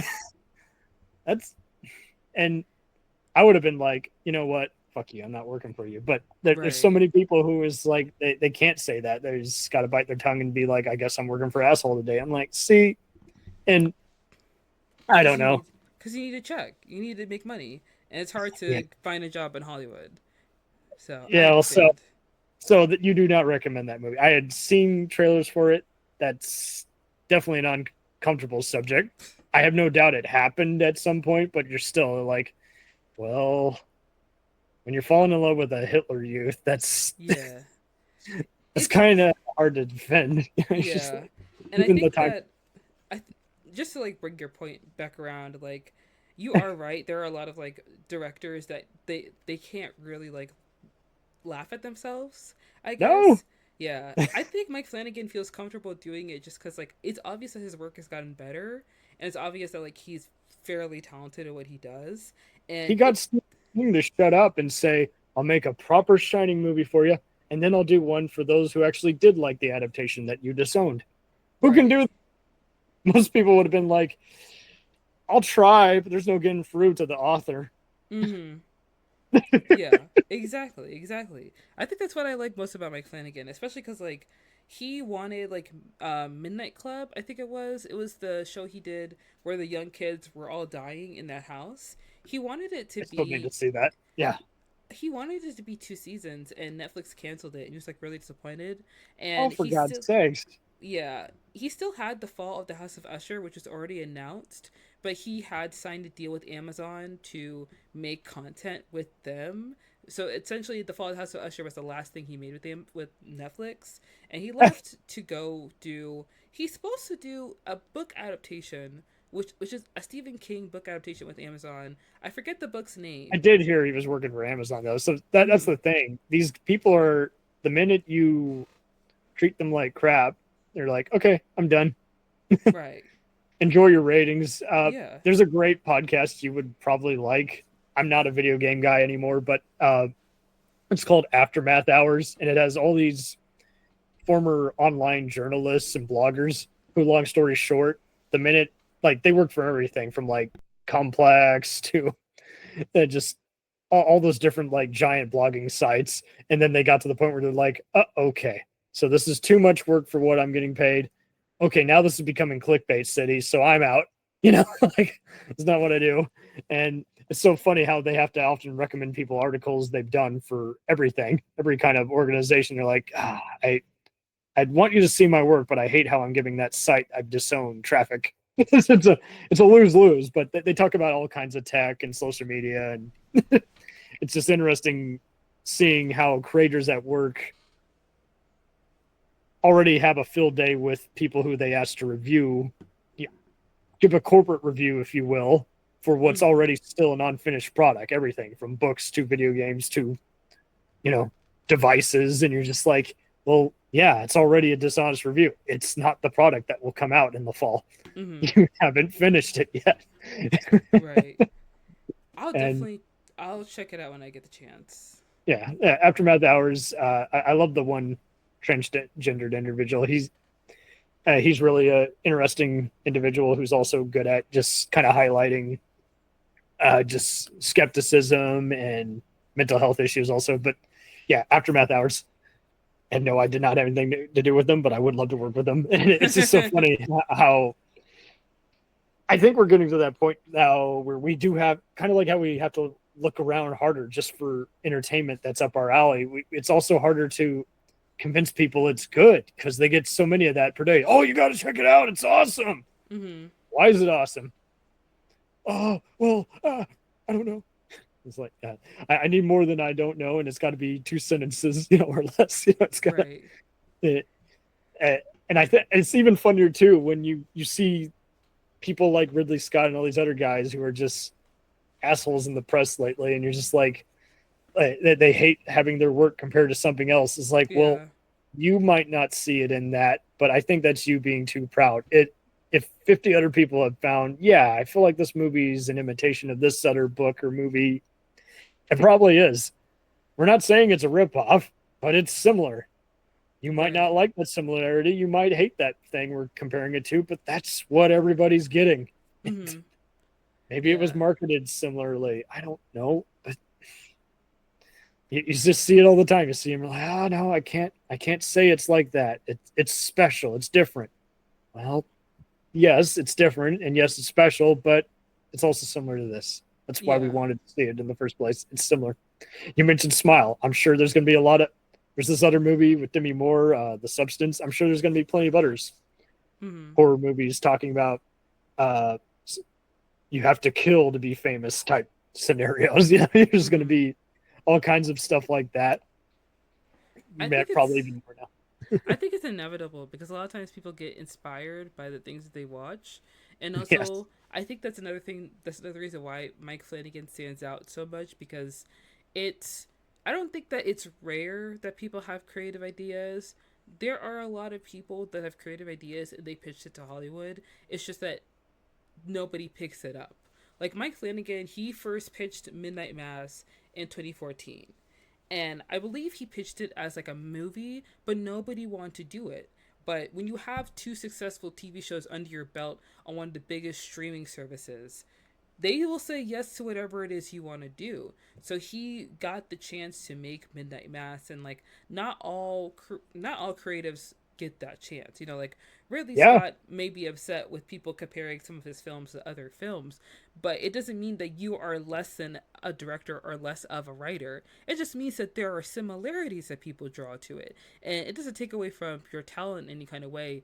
That's just it is what it is. That's what people see, and sometimes it just takes a little more finesse or it takes a little more skill in order for you to create something that is completely different and something that people haven't seen before. Because Midnight Mass is unlike any other religious horror film or You really television can't show. compare it to anything else. And you see You so many, can't. it's like, yeah, but I think there is an audience for it. So like maybe if you do like other religious horror, you might like this. But Mm-hmm. to like we were mentioning similar stuff earlier, and by no means was I just saying, oh, it's totally like that. But it is like, okay, so maybe if you like Exorcist or Hellraiser or Omen type stuff, I think it'll be up your alley, especially if you like something a little classier that's not about, it's definitely not slasher type horror, and in no means am I trying to bash slashers. I'm just saying it's not that subgenre of horror. It's Mm-hmm. but like you say, it is also is like there's so much peeled away each and every time. Is it's really wouldn't do it any favors to even compare. But so you do kind of want to ask is like, okay, do you have time for Yeah. slow brooding kind of horror drama? Mm-hmm. You know, there's a bit of mystery, but I would probably call it a little drama just because. Yeah. I think the mystery is one of the most fun parts of the show, and Yeah. I did enjoy, I guess, like the last two episodes when things really just like kind of come to a head. And I think it's interesting to see how people react to their own mortality, because it's not something that people Yes. think about a lot. It's not something you want to consider if you're like a living person. You don't really think about like the fact that like we're not going to be here one day. But when you really have to like stare down the barrel of the gun and understand that like when the sun comes up it's done for you, what do you do in your last moments? And like Bev trying to literally dig a hole for herself so that she can live another Yeah. day is crazy Oh to my me. word. Right. Like, girl, you have to face the consequences for your actions. You've been doling out all this punishment to people, and yet when you have to receive it one day, you are too scared to face it. And you know what? Yeah. That's not my problem. Absolutely. Yeah. And I do love that Riley's parents, even though they did turn to vampires, they weren't bloodthirsty like everybody else. So I feel like that follows my earlier point where, like, sometimes people are just too quick to fall in line with others when you don't have to do that. You can stand alone.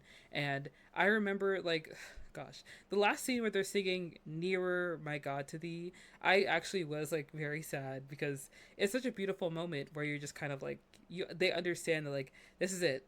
This is the end. Like, I'm kind of just, like, surrendering myself to the I narrative that mean, is I delivery. literally surrendered myself from the get go. I'm like, you Yeah. have my complete trust of your mistrust. Yeah. Like, I Exactly. know you're not playing it safe, but I also know you're not pulling this out of somewhere because why not?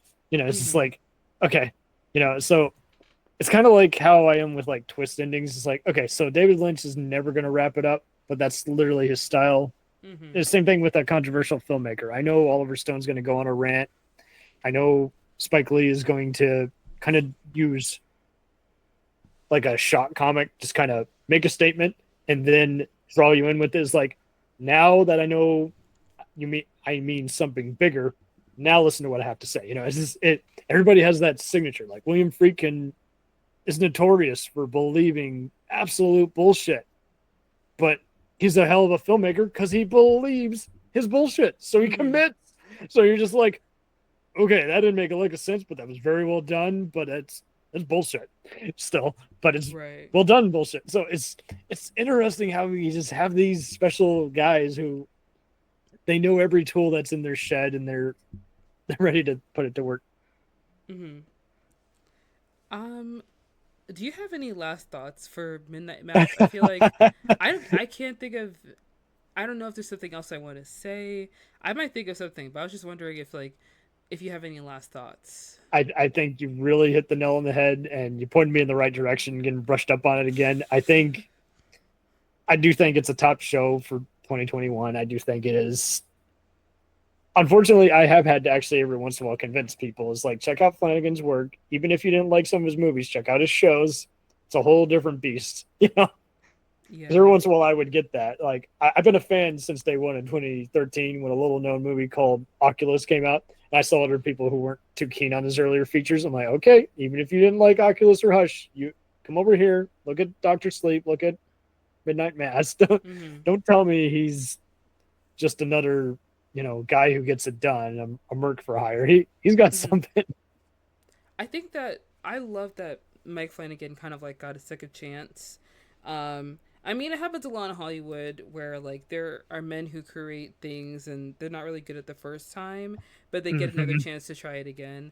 It They doesn't had a good happen. crew, and it was Yeah, better than it read on the page, even though it wasn't that great. But the press blew it up, so therefore, yeah, it's kind of crazy because like Mike Flanagan is one person, but another person, I don't know his name, but there was a writer who wrote like on Hangover 2 and 3, I think. And he also wrote on some other films like I think Grown Ups, but then like if you look at his IMDb, literally all the films he's made are like really bad bargain bin comedic films.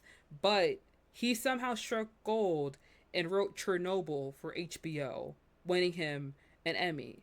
And I think that's like it's crazy when that happens. And like Mike Flanagan obviously doesn't have that kind of career, but like a lot of the films that he made in his early career aren't as strong as like The Haunting of Hill House, Haunting of Bly Manor. And of course like Netflix didn't have to put their faith in this guy based off his previous works, but like they're like, let's let him take the reins. We'll see what he can do, and he really did like show up and show out. And I think that TV oftentimes turns out to be a stronger medium for storytelling I'm than glad you said film that. I see the does. other people who hate TV, but it's like I think they're just looking at network TV or the latest stuff, and it's like, Yeah, well, yeah, if you look at anything, but every medium was good at one point or another. yeah, Like video games were good until they got toxic and people just played it just so they could trash talk instead of actually play the game.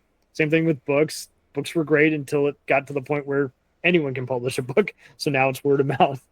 And movies, you could argue the same thing. People were like, oh, it's going away. Everything's digital. I'm like, well, if they know how to use it, nothing will change. The quality will actually be increased because they have one less thing to do. But they probably have seen too many bad, cheap movies on the movie sites that, mm.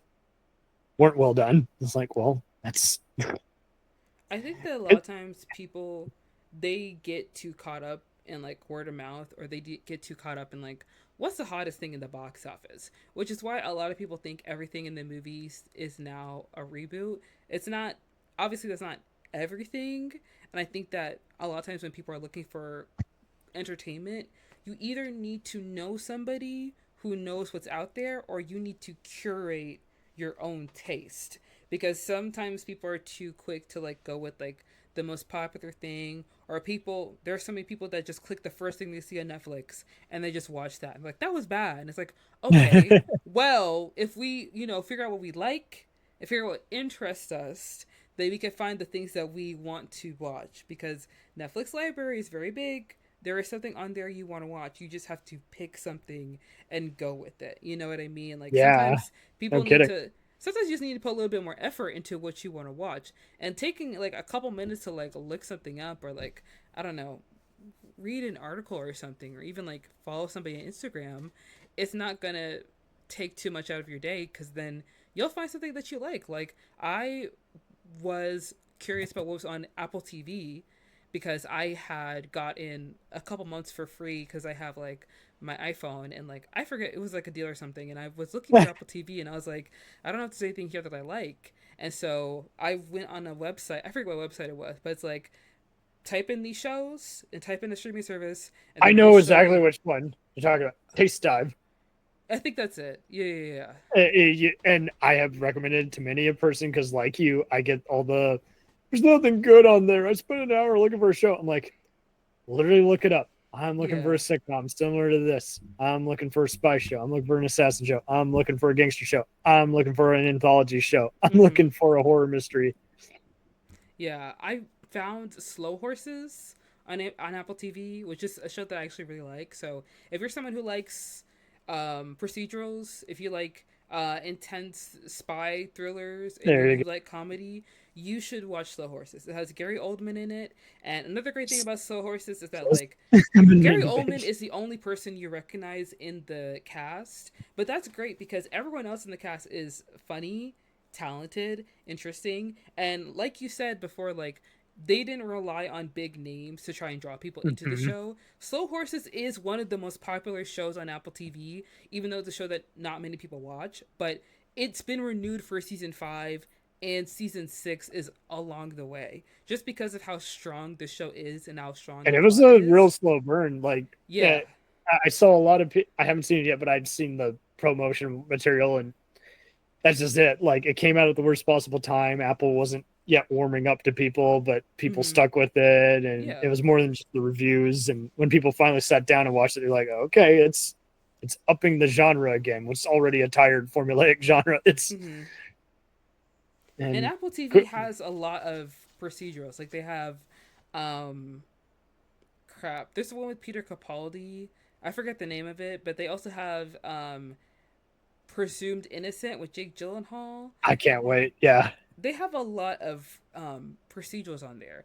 The great thing is that Slow Horse has stood out as a standout show, and it should because it's an amazing show. It's very funny, and I like the premise of, a segment of MI5 full of yes. rejects and people who don't know how to do their job somehow doing their job better than everyone else in MI5 every single time. And it's not even that far fetched. It works in some instances. Like it feels like it works As because long like as you layer it instead of yeah, just we only start nitpicking when it just seems like it's just one hero each time. It's easier to write one character, but when it just seems like everyone else is rendered useless, that's when we're like, I give up.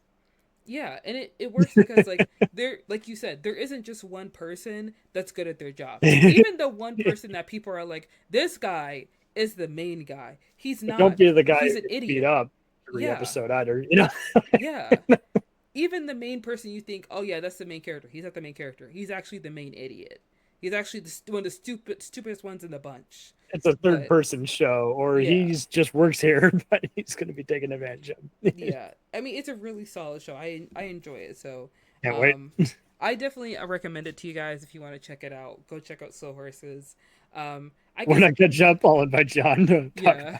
about it. The one last thing I would want to say about Midnight Mass is just that Mike Flanagan really did his big one with this one. Not his big one, but I think this is one of his shows that are it's underrated, really. Because when people think of Mike Flanagan, they Yeah. think of Hill House or they think of Bly Manor, and of course, people like The Fall of the House of Usher. But I feel like a lot of people like The Fall of the House of Usher just because like it was very very gothic horror, pretty Yes. sexy, but also like really gory. So the Fall of the House of Usher really lends into like the typical elements of horror that people are used to seeing, except you see it in a TV show. So that's really what pushed it. And the great thing about Midnight Mass is that like it's less so about horror.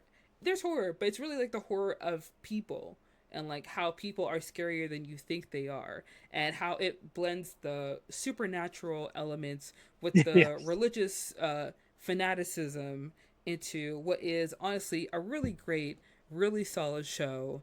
And I seriously enjoyed it. I feel like Mike Flanagan did an amazing job of just building strong characters and a strong story throughout.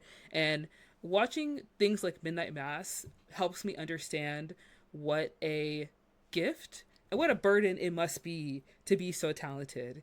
Because imagine being able Yes. to create something like this and you have to wait years before someone finally says yes to your vision. Like Yeah, I would be pulling my hair out, honestly. But I'm glad that it took, even though it took years to be made, I'm glad it was made. I'm glad that we're watching it. I'm glad that it's no here. kidding. Yeah, Yeah. I love Midnight Mass.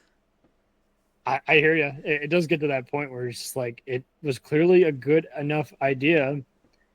Instead of just this is what I really want to make, and Mm-hmm. now that I have the freedom, I can now do it. It's like, oh, it's more than that. Now it's I can do it. I have the time. I can do a good job of it. Mm-hmm. Versus now I'm getting impatient. Now I want to make it. Yeah, because you don't want to rush something like this. Because having to create a show with these kind of elements, these kind of concepts, it's not something that can be rushed. It's something that needs to you need to take time with it. So I'm glad that he made this. I'm glad that Midnight Mass exists. I definitely recommend it to you guys. Feel free to watch it on Netflix. And we're just gonna go ahead and wrap up the show with recommendations. I already recommended Slow Horses to you guys. Um, I'm not sure if I have any other recommendations because I haven't been watching a lot of stuff. One show that I have been watching actually is The Legend of the Vox Machina, which is a show based off of Critical Role's first campaign. If you don't know what Critical Role is, it's a D&D YouTube channel, and they've been doing D&D on YouTube since 2005. It's an animated show where basically they've adapted the first campaign they ever did into a TV show. It's very good. It's very funny. It's a lot of fantasy. There are some D&D terms thrown in there, but you don't have to know Critical Role in order to watch the show. You just have to enjoy fantasy in order to get it. So I've been watching it. I've been enjoying it. Season 3 is out now. I'm just catching up. So if you guys want to go check that out, feel free to do so. I don't have any other recommendations because I've been rewatching Kim's Convenience as of late and watching Legend of Vox Machina, and I've been watching The Good Wife. That's it. Everything. No, just I'm a just few kidding. things. Do you have any recommendations, Cam? Totally. So Ted Lasso's next season will be out soon. Anyone who has not seen that, please get on it. It's not. I thought it was going to be a sports comedy and just relying on comedians. Boy, howdy, was I wrong.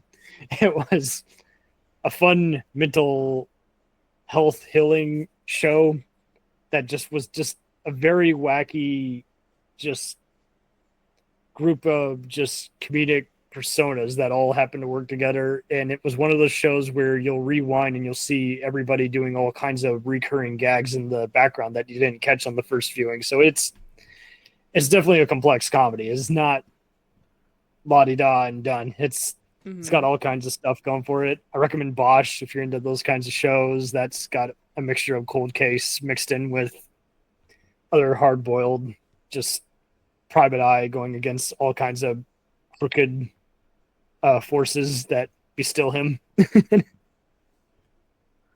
There's plenty of other. Uh, uh, Most of the other Twilight Zone shows are on YouTube. I recommend those if you want something fun. That's a throwback. I think the last time I watched Twilight, I was like the Twilight Zone. Last time I watched the Twilight Zone, I was in middle school, so I'm probably gonna go check that out. Thank Yeah, I'll probably go check it out. Cam, where can people find you if they want to, look you up on the internet somewhere? you once again, Manika. It's always a delightful time. But I am Jacked Up Review Show is always on Twitter, Spotify, Blue Sky. Just type in Jacked Up Pod, and we should come up. And we decided, when we first started, let's do some themed weeks. We'll talk about all kinds of pop culture. Lately, we've been getting into tie-in material to various franchises, and those are fun because half the time the wrong people in marketing just don't make good use of what could be a cool expansion or even a cool way to tie up a story that got canceled prematurely or people want more of, but no one knows how to make a sequel or prequel to Mm-hmm. without angering everybody. So those are always fun because it's in different formats. So now we're trying to see, did the author, were they that big a fan? Did they recreate these characters in written form, or did they just do what was just expensive fan fiction that didn't amount to much. It's interesting. Okay, awesome. So Jacked Up Review Pod. Um, Yeah, guys, it'll be in the description down below. So go check it out. They're on Apple Podcasts, Spotify, they're on Twitter, they're on Instagram. Um, Cam, Anchor. Anchor as well. So Cam, thank you so much for coming on. Uh, Yeah. this was a lot of fun. I was so happy to talk about Midnight Mass because I love this show and I think Mike Flanagan is amazing. Guys, don't forget to check out We say good night. It's midnight. guys, we everyone go check out Cam on all the social media, and don't forget to check us out on social media as well. Listen to us on Spotify, Apple Podcasts, Twitter. subscribe to our YouTube, follow us on Instagram, follow us on Twitter, TikTok, and don't forget to check out the Patreon as well. And don't forget to tell your friends and family about your new favorite podcast. I've been meaning to watch that, and don't forget to tell people that we're back off of hiatus. So we will see you guys next week with a new podcast, new topic, new guests, like we do every single week. Lovely. Nice. Bye. All right. Godspeed to you.